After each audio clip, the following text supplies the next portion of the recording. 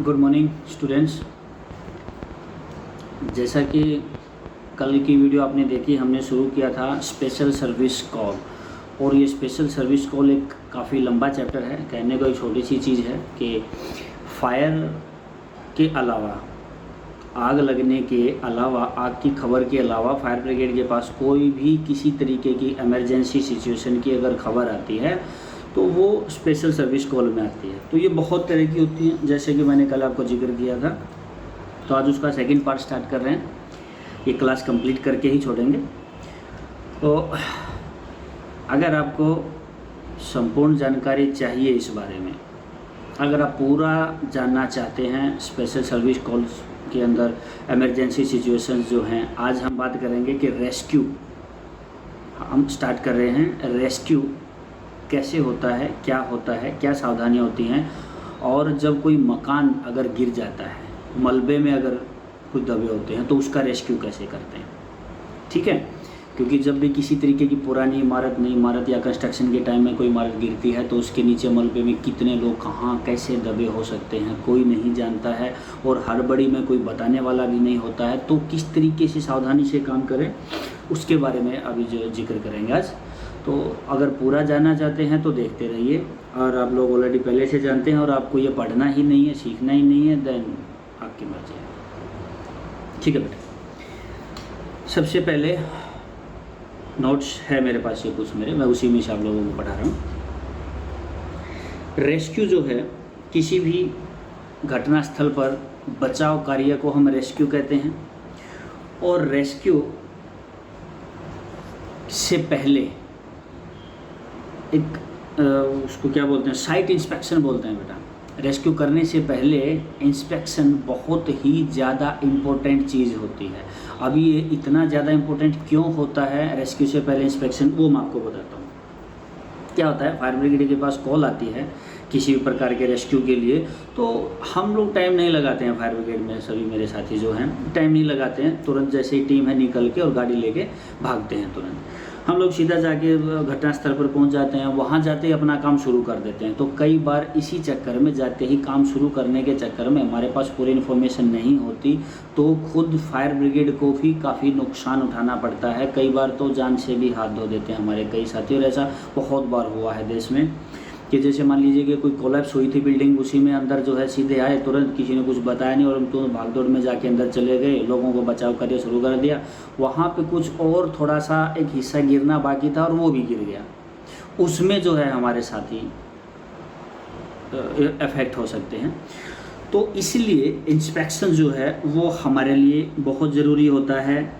घटनास्थल पर जाते ही बहुत समझदारी के साथ, अपने विवेक के साथ अपना दिमाग लगाएगा, क्योंकि बेटा इसके लिए कोई पढ़ाई नहीं बनी है अलग से, इसके लिए कोई फॉर्मूले नहीं बने हैं कि जाके वो लगाना है। फायर का फॉर्मूला है कि आप वो आग पे वो एक्सटिंग्विशर लगाएंगे, ये भी ये चीज़ लगाएंगे, लेकिन रेस्क्यू के टाइम में सिर्फ और सिर्फ आपका दिमाग काम करेगा वहाँ पे, और आपके दिमाग से ही आपको वहाँ पे जाके एक एक चीज़ का अध्ययन करना पड़ेगा, इंस्पेक्ट करनी पड़ेगी एक एक चीज़। उसके बाद बहुत से कम टाइम में जो है खुद और अपनी टीम के साथ मिलके बचाव कार्य को शुरू करना पड़ेगा, लेकिन उससे पहले इंस्पेक्शन करना पड़ेगा।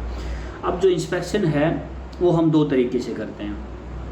ठीक है, सबसे पहला तो होता है कलेक्ट इन्फॉर्मेशंस। जो भी वहाँ पे लोग मौजूद थे, जो वहाँ के लोकल हैं, जिन्होंने खबर दी, या वहाँ पे जो खड़े थे या जो बच के बाहर आ गए थे, उन सभी से इन्फॉर्मेशन कलेक्ट करना कि क्या हुआ, कैसे हुआ, किस तरीके से हुआ, ये कौन सी बिल्डिंग थी, ये जो कोलैप्स हुई थी यहाँ पे क्या हुआ है, या और किसी तरीके से आप नदी में कहीं कोई बस गिरी हुई थी, जाके आप वहाँ पता करेंगे कि भाई आप लोगों ने क्या देखा, किस तरीके से वो गिरी, कितने आदमी थे। तो एक तो होता है ये इन्फॉर्मेशन गैदरिंग करना, इन्फॉर्मेशन कलेक्ट करना। इसके बाद दूसरा होता है खुद ये सब जानने के बाद खुद साइट पे जाना, पीपीज वगैरह डाल के पूरा खुद साइट पे जाना, और साइट पे चारों तरफ अंदर जाने की अगर जो है नहीं है परमिशन या अंदर जाने का खतरा है, तो अंदर जाने की बजाय पूरा घूम के हम साइट को पूरी तरीके से जहाँ से भी संभव हो देखेंगे, देखभाल के उसमें पता लगाने की कोशिश करेंगे एक्चुअली फैक्ट क्या है, कितने लोग हो सकते हैं और कहाँ से हम शुरू करें, किधर से जो हम लोगों को निकाल के बाहर ला सकते हैं, कहाँ से मलबा हटाना शुरू करेंगे। तो ये सारी 2 तरीके की होती है। पहला लोगों से इन्फॉर्मेशन कलेक्ट करना है खुद जाके, दूसरा जो है फिर खुद जाके साइट का इंस्पेक्शन करेंगे, एक आध आदमी के साथ देखेंगे और वहाँ पे अपना चिंतन करना है, वहाँ पे अपने दिमाग से ये सोचना है, ये प्लान करना है कि हाँ अब करना क्या है, उसके बाद आप जो है काम शुरू करेंगे। तो 2 तरीके का होता है। अब इसमें जो है रेस्क्यू के दौरान एक फायर ब्रिगेड में रेस्क्यू बाय स्टेज होता है। रेस्क्यू बाय स्टेज मतलब स्टेप बाय स्टेप जो है ना, स्टेज वाइज जो है हम लोगों को रेस्क्यू करना है। तो इसमें मैं बताता हूँ मैंने क्या लिखा हुआ है। बचाव कार्य स्टेप बाय स्टेप करने को ही हम लोग जो है रेस्क्यू बाय स्टेप बोलते हैं। इस तरीके से किए हुए रेस्क्यू के दौरान कम से कम नुकसान होने का चांस होता है और ज़्यादा से ज़्यादा फ़ायदा उठाने का हम लोगों के पास जो है चांस होता है, क्योंकि हमारी प्लानिंग पहले से होती है। इसीलिए हमें अपने रेस्क्यू को पहले से ही फुल्ली प्लान्ड तरीके से, बिल्कुल सुनियोजित तरीके से जो है अंजाम देना होगा। और इससे जो है अगर हम लोग पूरी प्लानिंग के साथ जाएंगे, काम करेंगे, तो वहाँ जो है फंसे हुए लोगों को कम से कम टाइम में निकाल पाएंगे और ज़्यादा से ज़्यादा जान के नुकसान को, माल का भी मान लेते हैं, संपत्ति और जान दोनों के नुकसान को कम कर सकते हैं। तो अब जो है रेस्क्यू कितने टाइप का है। सबसे पहले मलबे के ऊपर पड़े हुए, नीचे दबे हुए की बात अलग है। अगर हम कहीं पे इमारत की कोलैप्स की आज बात करेंगे कि अगर कोई इमारत कोलैप्स की है, कोई बिल्डिंग ढह गई है, तो उसका कैसे करेंगे। तो वहाँ पे मलबे के जो ऊपर पड़े हुए हैं सबसे पहले उनको उठाना है और कोशिश करना है ये पता लगाने की, एक्चुअली फैक्ट या आंकड़े पता करने की कि कितने लोग यहाँ थे, कितने काम कर सकते हैं, कितने काम करते थे, कितने लोग बच के बाहर निकले, बाकी कितने अभी तक अंदर हैं। ठीक है। और बिल्कुल एक सिंपल तरीके से जो है लोगों को उठा के और बस बाहर निकालना है। ज़्यादा हाय हाय हू में वो जो है फिर नहीं करना है, उधर में गलत होता है। अच्छा, पुराना खंडर हुआ कोई मकान है तो मलबे के नीचे दबने के बाद भी जिंदा रहने की चांसेस हैं। बिल्डिंग किस तरीके की थी ये अगर पता लगाया जाए, वो कंक्रीट की थी या पुरानी ईंटों की थी या कच्चे की थी कि क्या था वहाँ पे, वो सब चीज़ें, तभी मैंने पहले बोला कि जानकारी पूरी पहले इकट्ठी करके उसके बाद कार्य शुरू करना पड़ेगा। ठीक है। फिर जहाँ जहाँ पे बोला जाएगा सर इस जगह में आदमी बैठे होते थे वहीं काम करते थे, पीछे जो 2 रूम है वहाँ पे काम करते हैं, या इस तरीके से जहाँ मतलब कि वो साइन हो एक हाँ के वहीं पे ज़्यादा आदमी होते थे, तो सीधा जाके पहले वहाँ पे काम कर शुरू करना है, सीधा वहीं पे जाके पहले अपना रेस्क्यू स्टार्ट करना है। ठीक है भाई। अब बिल्डिंग कोलैप्स की बात यह है कि सबसे पहले तो जब बिल्डिंग कोलैप्स हुई है तो उसकी बनावट देखनी पड़ेगी। मैंने पहले बोला था उसकी बनावट देखने से पता चलेगा कि किस तरीके से गिरी है, ज़्यादा पुरानी होने की वजह से, या कंस्ट्रक्शन चल रहा था तो इसकी कोई साइट डैमेज कर गई या ख़राब थी, या कहीं से कुछ नीचे से मिट्टी खोदी गई थी, क्या था वो सब पता चल जाएगा। और इससे जो है ना चारों तरफ घूम के वहाँ का वातावरण का जब हम पता लगाएंगे तो उससे हमें खतरे भी पता चल जाएंगे कि हम अंदर जाएँ तो हमें कोई खतरा तो नहीं है किसी प्रकार का। और वहाँ पे आपको अवेयरनेस बताता हूँ। बिल्डिंग में अंदर एंट्री करने से पहले क्या क्या अवेयरनेस चाहिए। सबसे पहले तो कभी भी कोलैप्स बिल्डिंग के अंदर अगर हम एंट्री करते हैं तो हेलमेट पहन के जाएंगे, हार्ड हैट जो फायर ब्रिगेड में दी जाती है, हार्ड हैट पहन के जाएंगे। जहाँ तक हो सके हमेशा 2-2 लोग, कम से कम 2-2 लोग के जोड़े में जाएंगे, अकेला कोई नहीं जाएगा रेस्क्यू के लिए कभी भी। दरवाजे या किसी प्रकार के भी जो और जो है कमज़ोर सामान है उनको कभी भी छेड़ना नहीं है, टच नहीं करना है किसी प्रकार की चीज़ को, वरना पूरी की पूरी चीज़ें एकदम से कुछ दरवाजे खिड़की को हम हटाने की कोशिश करें कि ऊपर से सब कुछ नीचे हमारे ऊपर गिर जाए, ऐसा नहीं करना है। और खिड़की अगर उस टाइम पे खुली हैं चारों तरफ की तो खिड़कियों से ही प्रवेश करने की कोशिश करनी चाहिए।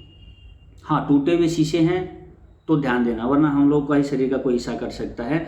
दीवार के बिल्कुल साथ साथ में चलना चाहिए, बीचों बीच कभी नहीं चलना चाहिए। वो टाइम में अंधेरे या भीड़ भाड़ वाले जो तंग रास्ते होते हैं, मतलब बहुत कम जगह है, निकलने की कोशिश कम है और अंधेरा भी है वहाँ पे, तो वहाँ हमेशा जो है आप अपने कमर पे जो सिग्नल लाइन एक जो बोलते हैं, वैकेट लाइन क्या बोलते हैं उसको, वो रस्सी बांध के जाएंगे ताकि आप अंदर से जो है सिग्नल दे सकें और बाहर से आपको मदद मिल सके ज़रूरत पड़ने पर।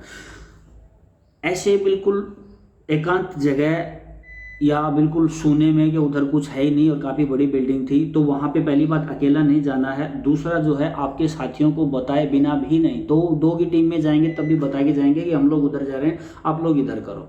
और बिना सिग्नल रस्सी के या किसी तरीके के मोबाइल जो है कम्युनिकेशन के अंदर एंट्री नहीं करेंगे। अच्छा, जो खोजने वाला होता है अंदर जाके, तो एक बार जोर से आवाज़ उसको लगाएंगे, ठीक है। उसके पश्चात आराम से जो है पहले सुनेंगे कि कहीं से कोई आवाज़ आई, मतलब कि अगर हम लोग हैं, हम लोग ही अंदर 2 आदमी रेस्क्यू के लिए जा रहे हैं, तो हमारा काम है कि अंदर जाके हम लोग जो हेलो भाई साहब, हेलो कोई है, इस तरीके की जो है आवाज़ें निकालेंगे, थोड़ा तेज बोलेंगे और फिर चुप होके थोड़ा सा सुनेंगे कुछ सेकंड के लिए कि कोई आवाज़ आई कहीं से, क्योंकि हमारी आवाज़ सुन के कहीं ना कहीं से कराहने की, चिल्लाने की, बोलने की, रोने की कुछ तो आवाज़ आएगी। आती है तो फिर सीधा उतर ही जाना है। और कहीं अगर आपको गैस लीकेज की जो है दुर्गंध महसूस होती है, तो फिर आपको वहीं से सावधान होना चाहिए कि भैया यहाँ पे कोई ना कोई रसोई थी कहीं से और सिलेंडर कहीं नीचे दब के जो है ना उसकी गैस लीक हो गई है। तो वहाँ वो जो गैस लीकेज के समय हम जो प्रिकॉशंस लेते हैं वहाँ पे फिर वो हमें लेना पड़ेगा। टूटी हुई गिरी हुई दीवार, बिजली के गिरे हुए तार या इस प्रकार की दूसरी चीज़ें जो हैं, लेंटर गिर गया था, वहाँ पे कॉलम ऐसे टेढ़ा हो गया है, बीम गिरा हुआ है और वो बिल्कुल पूरी तरह से गिरा नहीं, किसी चीज़ पे अटका हुआ है, इस तरीके की जगहों से सावधान रह के काम करना होगा। हमेशा स्टील हेलमेट पहनेंगे, बिजली के तारों को छूना नहीं है भाई किसी तरीके से, और मलबे से निकली किसी भी लकड़ी, बांस या बल्ली को किसी भी तरीके से हम टच नहीं करेंगे, छेड़ेंगे नहीं, जो जहां पड़ा है वैसे पड़ा रहने देंगे। टूटे हुए स्थानों पर जो है जाना नहीं है, और जाना है तो दीवार के सहारे सहारे चल के जाना है, बीचों बीच कभी नहीं जाना है आपको। जहाँ तक संभव हो मलबे से तो दूर ही रहो, और मलबे के ऊपर तो चढ़ना ही नहीं है, ठीक है। शांत होकर जो है अंदर की हमें आवाज़ें सुननी है लोगों की, और मलबा हटाते समय तेज़ धार वाले या कटिंग टूल्स हमारे जो हैं, ब्लेड वाले जो हैं, उनको बड़ी सावधानी से इस्तेमाल करना चाहिए कि इसके नीचे भी कोई हो सकता है या कुछ और तार हो सकता है, बिजली का हो सकता है, गैस सिलेंडर हो सकता है या आदमी हो सकता है, कुछ भी हो सकता है, बड़ा ध्यान से उसको इस्तेमाल करना पड़ेगा। उसके बाद जहाँ भी जो है आपको संभावना हो कि वहाँ कोई मिल सकता है, कि वहाँ कोई हो सकता है, तो सबसे पहले वहीं का मलबा हटाना पड़ेगा। गैस वगैरह की मैंने आपको बता ही दिया है, अगर कहीं भी दुर्गंध है तो उसके लिए आप जो है वहाँ पे बाहर लोगों को अवेयर कर देंगे, कोई धूम्रपान नहीं करेगा, किसी तरीके से यहाँ पे माचिस तिल्ली नहीं जलाएगा, सब दूर हो जाएंगे, ठीक है। और मलबे में फंसे हुए व्यक्ति अगर बेहोश नहीं है, होश में है, तो उन लोगों को जो है दिलासा देंगे, आप ठीक हो जाएंगे, कोई दिक्कत है, जब आगे दिक्कत की और छोटी चोट लगी है, हो जाओगे, हम निकाल के ले जाएंगे, ऐसे करके जो है उनको बाहर निकाल के लाइए और पानी चाय वगैरह पिला के जो उन लोगों को हल्का फुल्का फर्स्ट एड करके शांत कर दीजिए। बचाव कार्य के द्वारा किसी भी प्रकार की कोई जो है हमें टिप्पणी नहीं करनी चाहिए, कुछ भी बोलना नहीं चाहिए, किसी तरीके का कोई कमेंट नहीं करना चाहिए, कुछ बोलना नहीं है, क्योंकि वहाँ पे हम ये बोल दें और कुत्ती नाश हो गया, अरे भैया ये तो एकदम ख़त्म हो गया यार, बर्बाद हो गया, कोई नहीं बचेगा भैया, सब मर गए, ये यहाँ पे, मतलब इस तरीके की बातें नहीं बोलते हैं। अगर कोई वहाँ होश की हालत में हो, बस चल नहीं पा रहा हो, तो उसको वैसे ही सदमा लग जाएगा, उसको लगेगा कि मैं भी नहीं बचूंगा। तो वहाँ पे आसपास में सबको बोलो कि कोई कुछ नहीं बोलेगा, आप चुपचाप रहें, शोर शराबा ना करें, कुछ गलत ना बोलें, और आप भी गलत नहीं बोलेंगे। मरीजों को तुरंत फर्स्ट एड देंगे और जल्दी से जल्दी नज़दीकी हॉस्पिटल में पहुँचाने की कोशिश करेंगे, ठीक है दोस्तों। ज़्यादा जनरल सी नॉलेज ही देने की मेरी कोशिश है यहाँ पे। तो ये था, जब कोई बिल्डिंग गिरती है तो उसके मलबे से निकालते समय, मलबा हटाते समय या क्या कुछ जो आपको सावधानियाँ रखनी होती हैं। और रेस्क्यू का मैंने आपको बताया बेटा, रेस्क्यू से पहले कभी भी जो है हमेशा हमें इंस्पेक्शन बहुत ज़रूरी है। इंस्पेक्शन के बिना सीधे कभी किसी टूटी हुई गिरी हुई इमारत में अंदर एंट्री नहीं करता है कोई भी। तो जो फायर ब्रिगेड में ऑलरेडी ट्रेंड हैं, देखिए उनके लिए तो मैं नहीं कह सकता हूँ, बट जो लोग ये चीज़ें नहीं जानते हैं उनको जानना बहुत ज़रूरी है, कल को सबके काम आएंगे। और ज़रूरी नहीं कि सिर्फ फायर सर्विस वाले ही इसको जाने, आम आदमी भी इसकी जानकारी रख सकता है, क्योंकि फायर ब्रिगेड के आने से पहले हम लोग भी अपनों को बचाने की कोशिश कर सकते हैं, राहत कार्य में जुड़ सकते हैं। तो ज़्यादा लंबा समय नहीं लेंगे। कैसा लगा आप आज का पार्ट, आपको ये मुझे जो है कमेंट करके ज़रूर बताएंगे। अच्छा लगा है तो सिर्फ 2 ही चीज़ आप करेंगे, आपको लाइक करना है। लाइक का मतलब होता है कि हाँ, आप जानता, आप मानते हैं कि हाँ हमने अच्छा काम किया है।